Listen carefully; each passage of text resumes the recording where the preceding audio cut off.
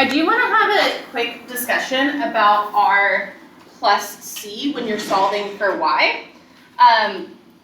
So you have to be a little bit careful because when you're taking your c and you're dividing, multiplying by anything with a t in it, you can't just like, you have to include that c. You have to do c divided by. So in this one, that included, so let's see, I'll write down where we got to. We had e to the 3ty equals t over 3 minus 1 e to the 3t minus 1/9 e to the 3t plus c. So this was after we integrated, and now we're dividing everything by e to the 3t. So you have to make sure when you do your division on both sides that you're also dividing this c by e to the 3t. Why can we not just absorb this e to the 3t into this c? Yeah, Rob? It's not a constant. It's not a constant, right? So if we had c divided by 2, is c divided by 2 still a constant? Then we can just write c, or you can give the constant another name. If we had 5 times c, that's still a constant. We can write c. Even if we had the square root of c by itself, we could basically absorb that square root into the constant. If you do anything to the constant and your answer is still a constant, you can basically absorb it in. However, here we were doing c divided by a function. This is not a constant, so we can't just absorb it. We need to make sure we write c over e to the 3t in our answer, or c e to the negative 3t. So I saw a couple people with that issue. Eric, does that make sense? Because I know you had that. It's just something to be really careful of, and people still make mistakes on it, so something to watch out for. All right, let's talk about our next integrating factor situation. So we have the standard form for this type of first order linear differential equation. The standard form basically means we just don't have anything in front of the y prime, okay? So a good way to start these problems, if there was a function in front of the y prime or a constant, is to divide that away. So you just have y prime.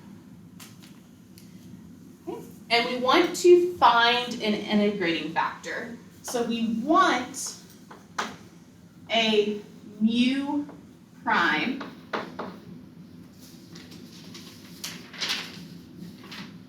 sorry, not a mu prime, just a mu. Has anybody seen the Greek letter mu before? We're good with that one? Okay, mu.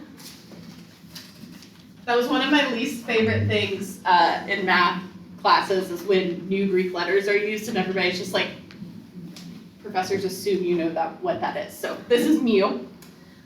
So we want to find a mu such that when we multiply through, so we have mu t y prime plus mu of t pt y equals mu of t g of t. And in order for the product rule to work, what does mu times p have to equal?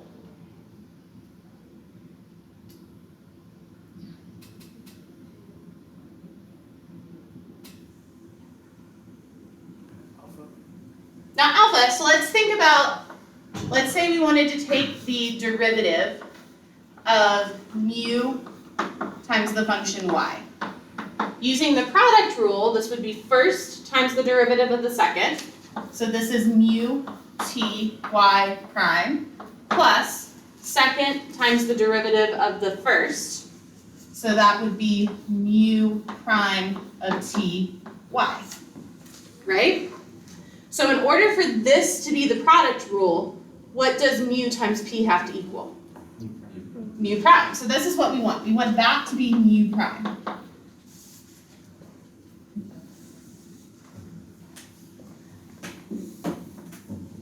The way that we can make this happen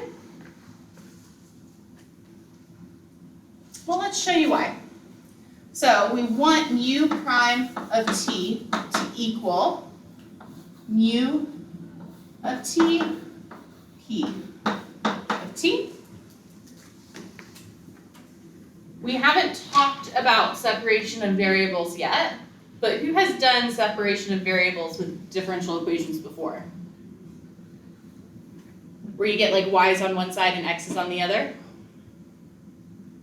Maybe? Okay, this will make a little bit more sense later, but I'm going to do it anyway. So I can write this as d mu dt equals mu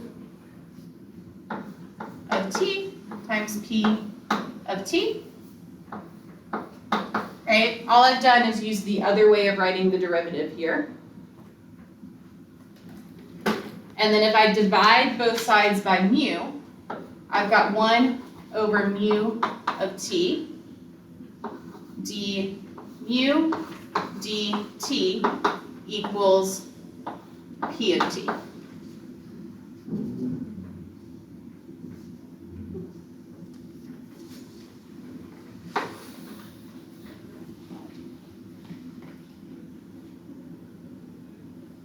What is the antiderivative of 1 over mu?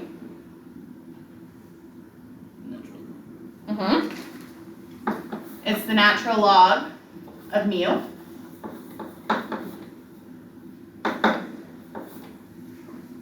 And then what the antiderivative of p is just the integral of p of t, but I don't know what that is, right? So I'm just going to write the integral.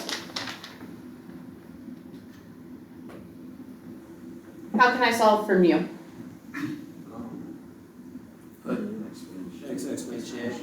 Exponentiation, good. So if I take the exponential of both sides, I get mu of t equals e to the integral of p of t dt.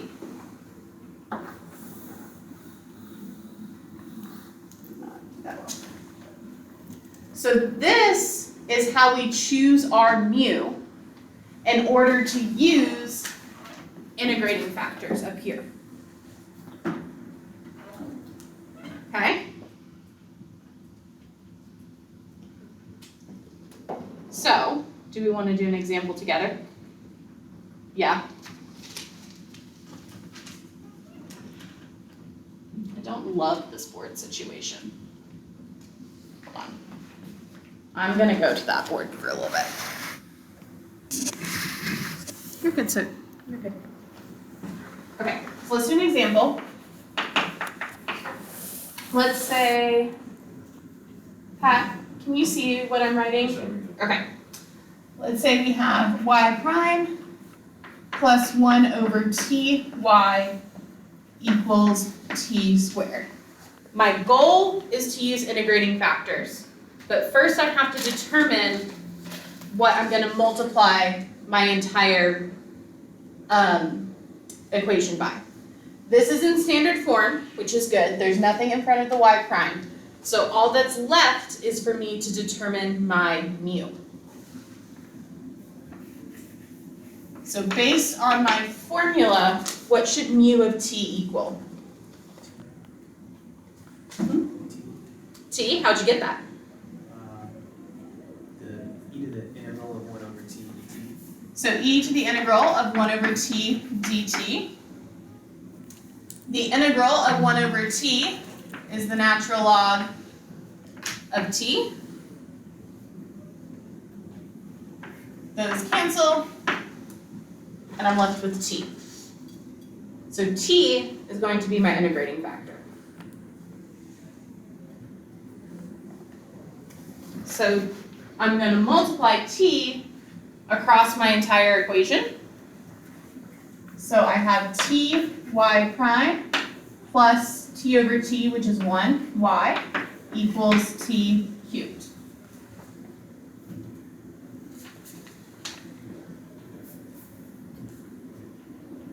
Does this look like the product rule? Yes? Okay? If I undo the product rule, what will I have?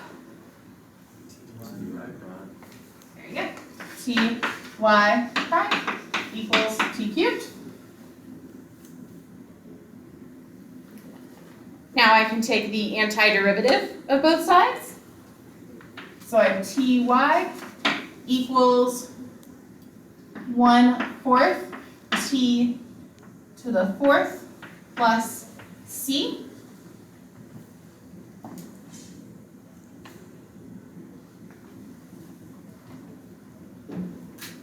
What's my last step?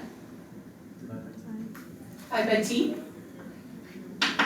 So I'm going to have 1/4 t cubed plus c over t. Again, that c can't absorb the t because I'm dividing by a function.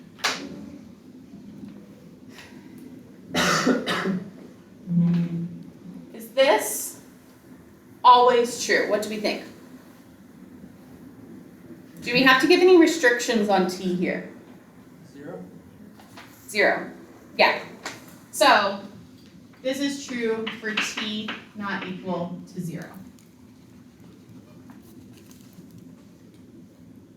Now, in our original equation, we also had the restriction that t is not equal to 0, but when square roots and stuff start popping up, you're going to have to say this is only going to be true when whatever's under my square root is what?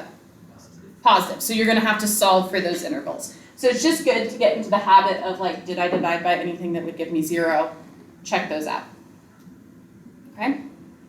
Now you should check this answer, but we're not going to check it for now. Are we all convinced? How do we feel?